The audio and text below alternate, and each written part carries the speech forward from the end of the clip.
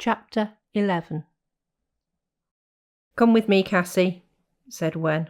"We're off to Media City to talk to the editor of that newspaper." Cassie grabbed her bag and coat in one swift action.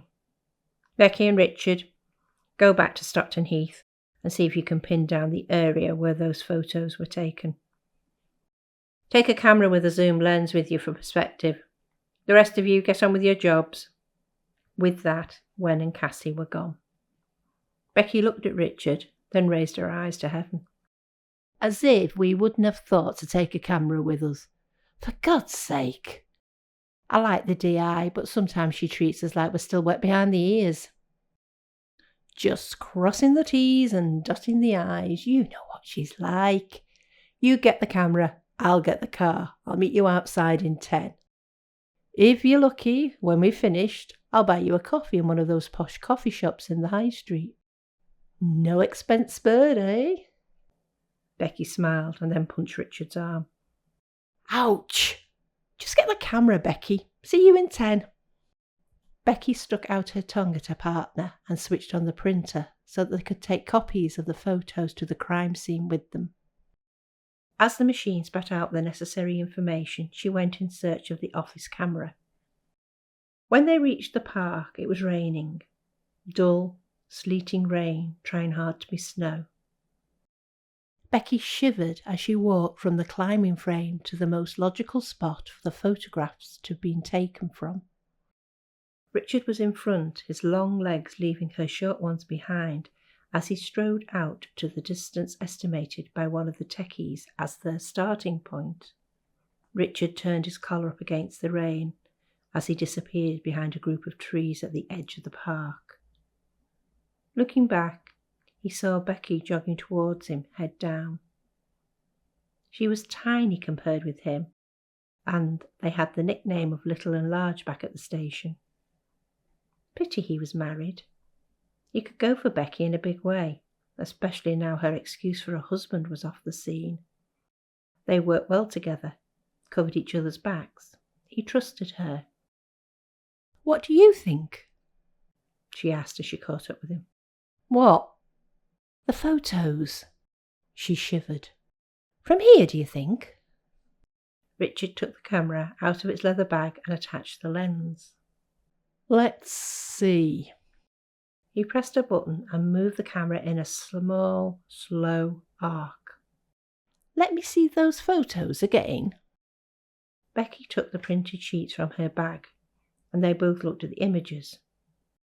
"Further back, I think, but it depends how good the person's lens was."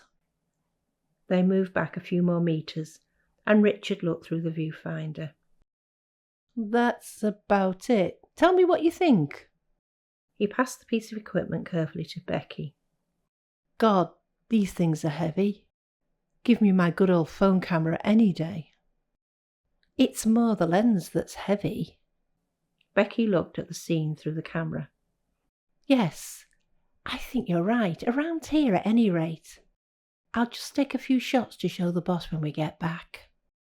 But when she looked up, she found she was talking to herself. Richard had walked a few feet away. "Bex." "Just a mo. One more. Bex, now." "What?" Becky turned to see Richard crouched down, staring at something on the ground. "What have you found?" She approached tentatively, and as she drew level, she could see over Richard's shoulder. Is that blood?" Richard nodded. Becky pulled out her phone and stabbed at it with her finger. "Hello, DC Rebecca Wainwright speaking. Can you put me through to the forensics unit, please?" "Can I see the person in charge?" Wen stood in the reception of the Daily Comment, full of glass and shining chrome. "I'm sorry, do you have an appointment?" asked the Barbie doll behind the desk, her big bright smile making Wen wish she'd put her sunglasses on. "No, but—" "Let me stop you there.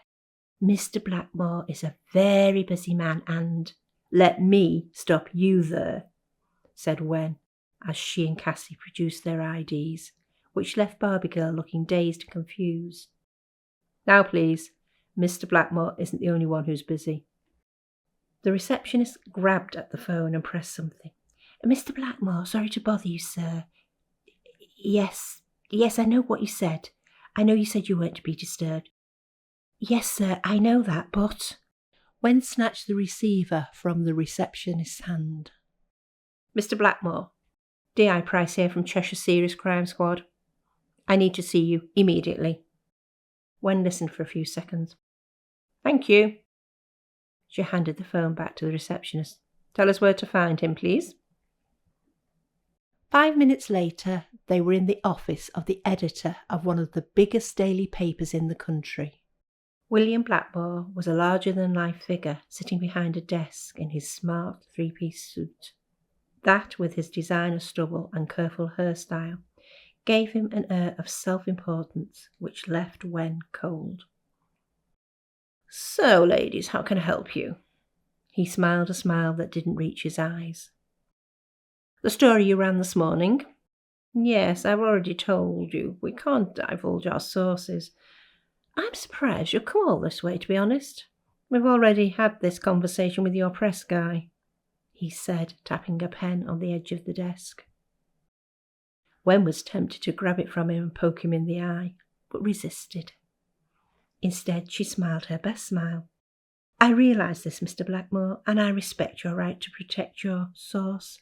However, there isn't a however, Inspector. However, this, as you saw from the photos, is a truly horrific crime, and we suspect that the person who took those photos may be the killer. William Blackmore sat up straight. Really? He looked far too pleased for comfort.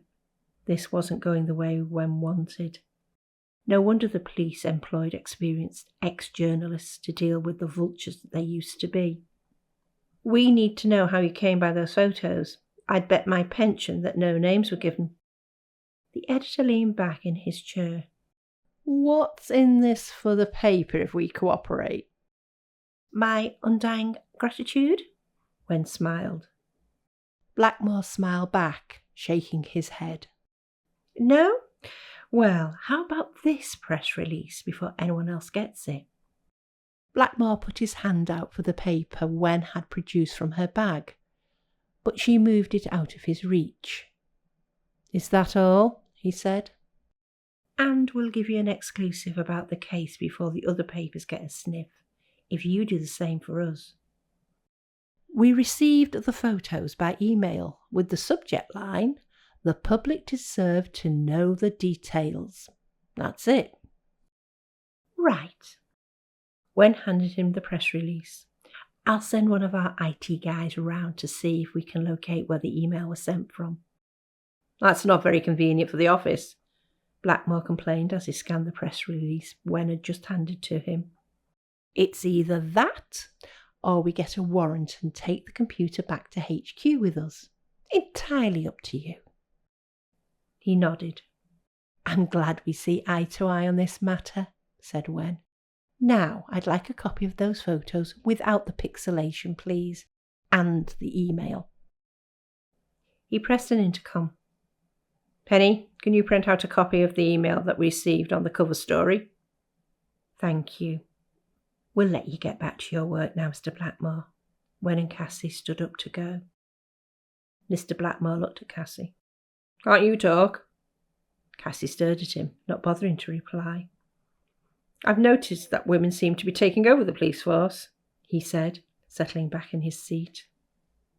Wen looked at him. Maybe that's because we're good at what we do.